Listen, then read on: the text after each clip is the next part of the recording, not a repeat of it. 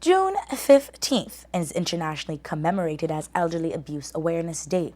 HelpAge Belize engaged in educational activities during the course of the day. Executive Director of the HelpAge Belize, Ivorine Bulwer, tells us more. It's a day for us to create that level of awareness of what comprises elderly abuse. It may be intentional, or it may be on a mission. And we recognize, because of elder abuse, it certainly create stresses, whether physical, whether emotional, financial, but it certainly alters the quality of life of older persons, to the effect that it may hasten death. Elderly abuse exists in Belize. Unfortunately, it's such a stigma. It's not something that we openly would speak about, and sometimes it exists passively. I mean, our parents may get old, our parents may become more dependent on us, but we are not trained or capable in regards to the care. So we may assume that we have them at home, but they might be in a room locked up. You understand? Or they may just be left in the wheelchair. The concept of care is holistic. We're not looking at just having them to get something to eat. They need at least some form of social activity, their exercise. They still have rights. Their basic rights are still needed to be respected as well. HelpAge Belize says there are a number of cases where the elderly have been abused. Bulwer speaks about what kind of help the organization offers senior citizens when they suffer various forms of abuse. In Belize, we are seeing all forms of elder abuse among our older persons.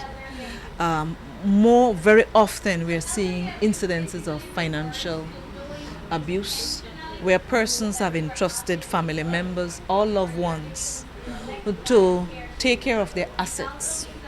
And as they age and their mobility decline or mental decline, they then become a burden. And what happens? They are pushed aside, they are isolated, they are seriously neglected. We have had situations where we had gotten lawyers, and I mean lawyers that we can't afford to pay, but they have done it pro bono to follow up through these cases.